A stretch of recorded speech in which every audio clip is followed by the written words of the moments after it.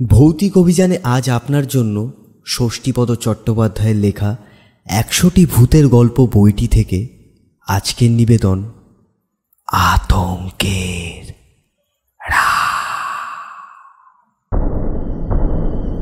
ব্যস্ত দিন কাটছিল অবনীর।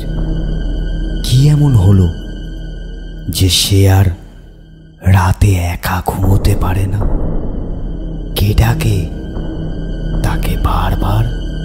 এই প্রেত ছায়ার সমস্যার সমাধান কি আমি করতে পারবো? দেখতে থাকো আজকের নিবেদন আতঙ্কের। সেদিন সকাল থেকেই মুষলধারায় বৃষ্টি হচ্ছিল। পথঘাট জলে ডুবে গিয়েছিল একেবারে। যানবাহন চলাচল বিপর্যস্ত হয়ে পড়েছিল। অফিস কামাই করে ঘরে বসেছিলাম।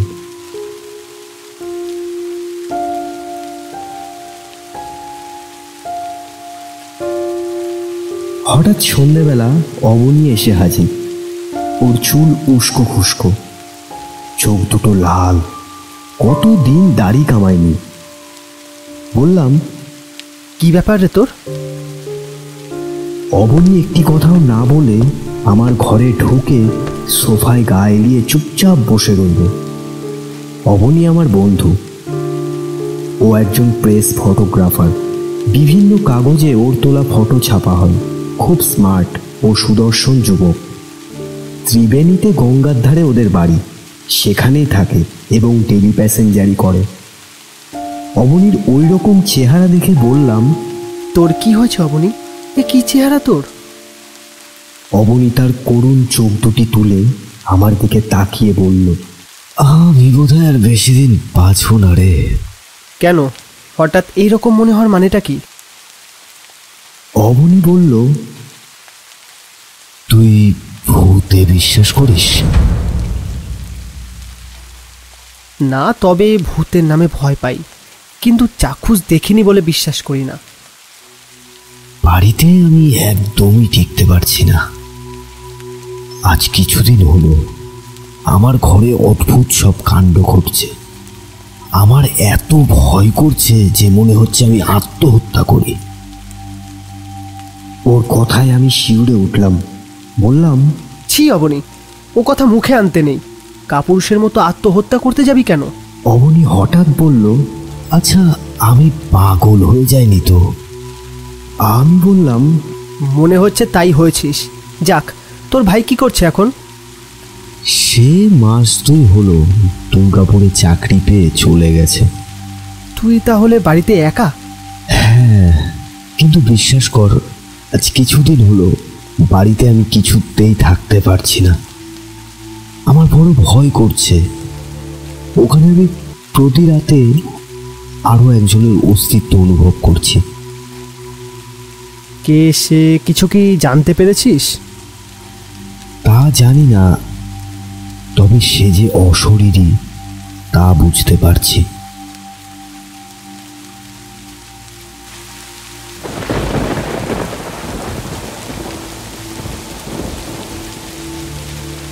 আমি নিজেই তখন স্টোভে জল গরম করে চা বসালাম।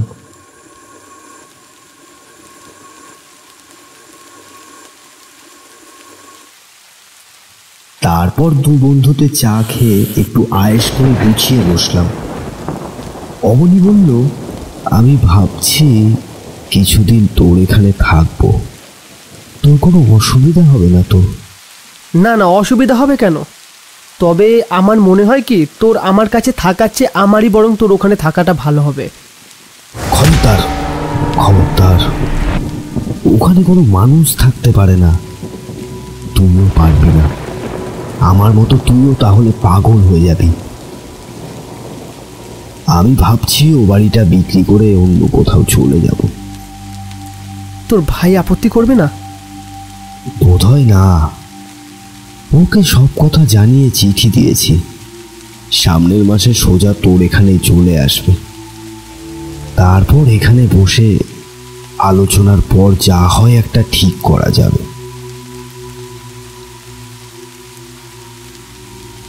ও বাড়িতে তোরা কতদিন আছিস? ওটা তো আমাদের পৈতৃক বাড়ি। আমারও ভাইয়ের জন্মই ওই বাড়িতে। এর আগে আর কখনো ওই রকম অস্তিত্ব অনুভব করেছিস? না, কখনো না, এমনকি দিন 15 আগেও না। আমি কিছুক্ষণ গুম হয়ে বসে রইলাম, তারপর বললাম, ঠিক কি কি হয় বলতো?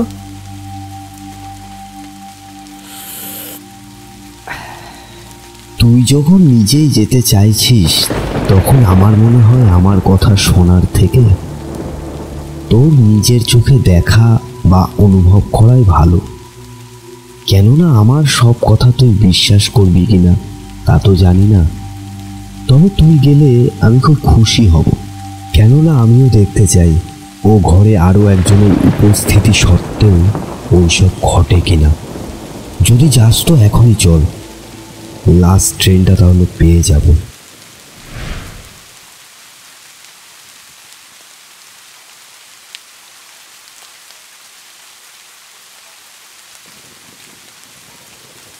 আমি বললাম, না না, আজ এই দুর্যোগের রাতে নয়, কাল সকালে বরং যাব। তারপর 2-1 দিন থেকে আবার তোকে সঙ্গে নিয়েই ফিরে আসব। যতদিন তোর ভাই না আসে ততদিন তুই আমার কাছেই থাকবি, বুঝলি? এই অবস্থায় তোকে একা থাকতে দেওয়া ঠিক হবে না। অবনী বলল, তাহলে খুব ভালোই হয় রে। আমার এখন মাথার ঠিক নেই, আমার ভালো মন্দর ভার এখন তোর হাতেই ছেড়ে দিলাম। তবে এও জেনে রাখিস, আমি আর কোনোদিনই একা থাকতে পারবো না। এরপর আমরা দুজনেই অনেক রাত পর্যন্ত গল্প করে কাটালাম। আলু ভাজা আর গরম লুচি খেয়ে পাশাপাশি শুয়ে পড়লাম দুজনে। শোয়ার পরেই ঘুম।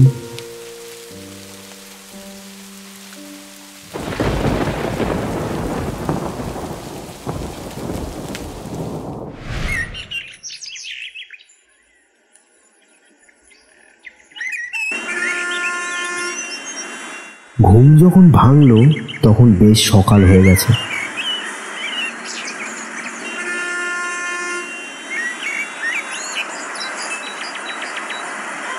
ঘুম থেকে উঠে অবনী বলল, কতদিন যে এমন আরাম করে ঘুম হয়নি। আমার তো একদম ইচ্ছেই করছে না ওই অভিশপ্ত বাড়িতে ফিরে যেতে। আমি বাথরুমে গিয়ে মুখ হাত ধুয়ে এসে বললাম, তোর ওখানে যাওয়ার গাড়িটা কখন রে? সেই বেলা একটাই। সে কি সারাদিন আর গাড়ি নেই? আছে একটা সকালে, তা এতক্ষণে ছেড়ে চলে গেছে। তা যাক, বেলা 1টার গাড়ি সই।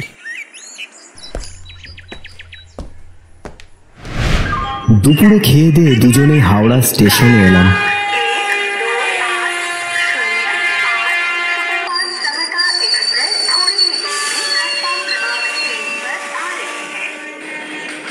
তারপর বারহারোয়া প্যাসেঞ্জারে 3টের মধ্যেই ত্রিবেণী।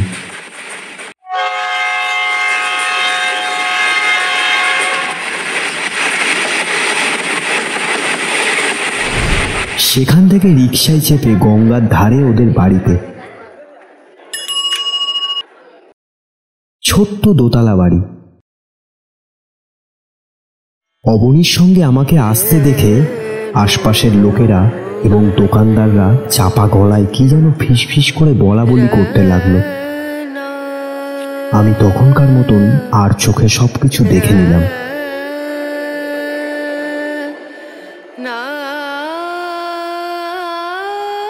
তারপর অবনীদের বাড়িতে গিয়ে দোতলায় ওর শোবার ঘরে ঢুকলাম।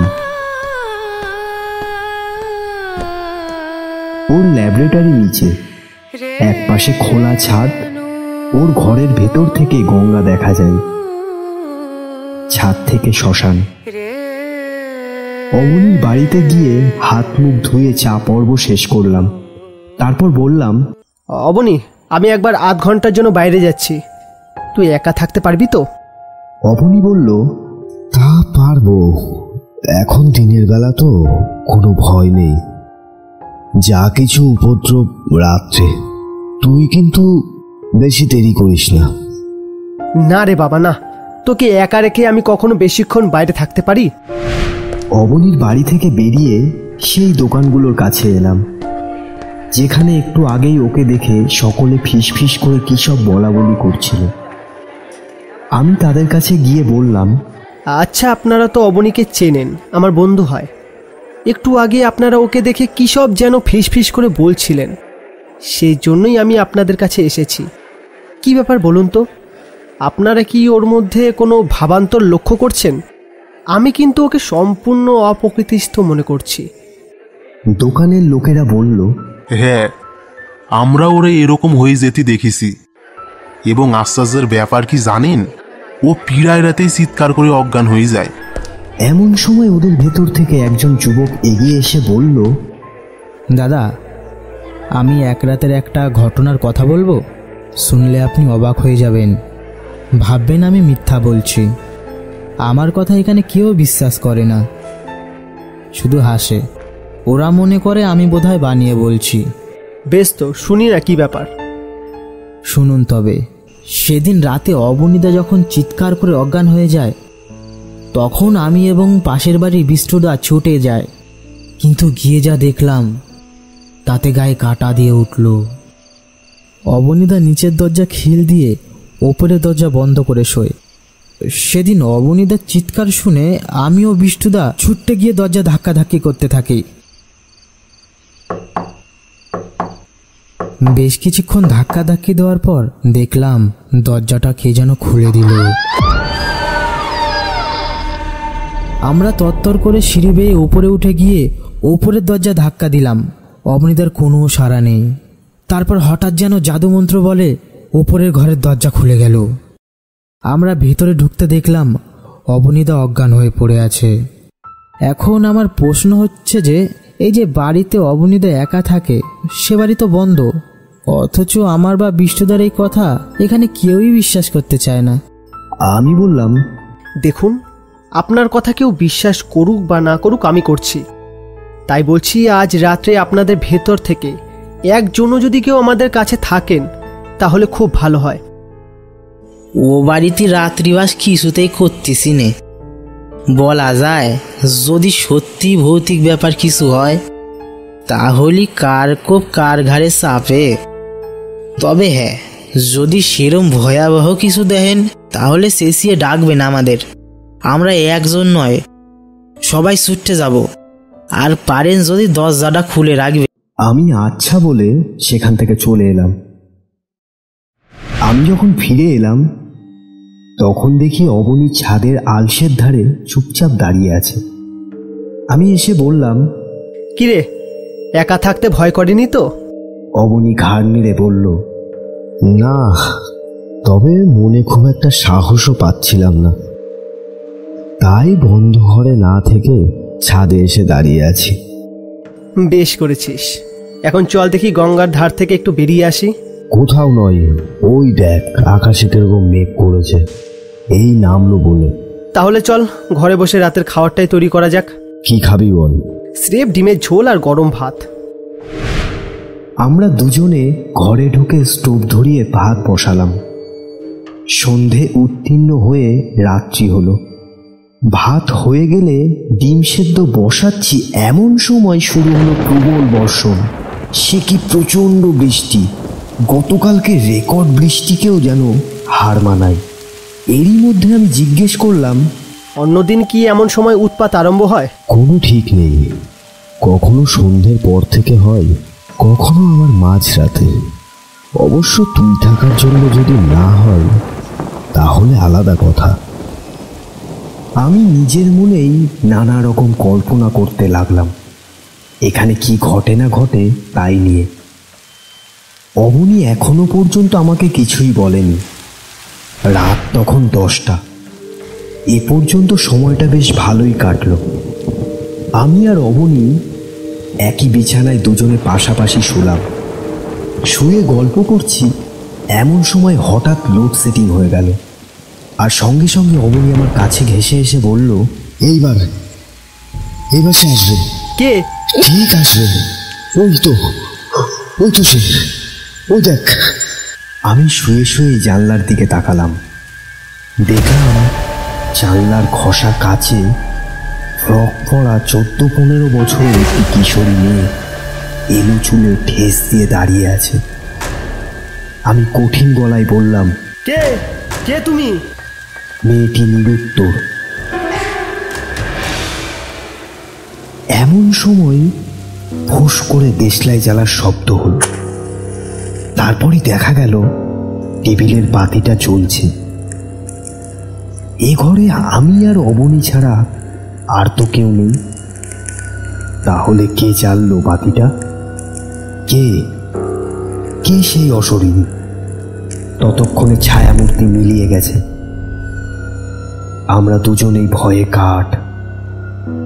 চারিদিক নিস্তব্ধ, নিঝুম। অবনী যেন নীল হয়ে গেছে। আমার সারা শরীর ঘেমে উঠল।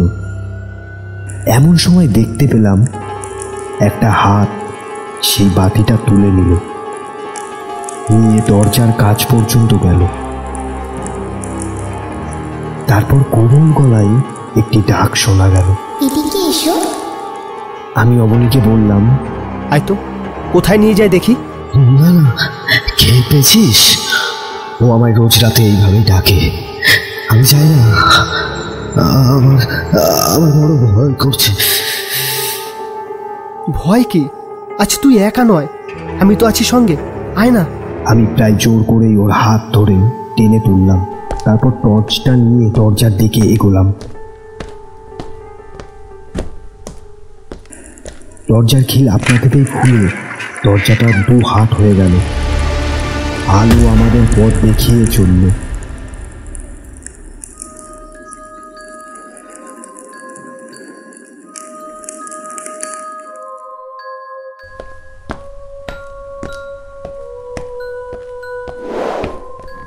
সিঁড়ি দিয়ে নিচে নামলো আলোটা।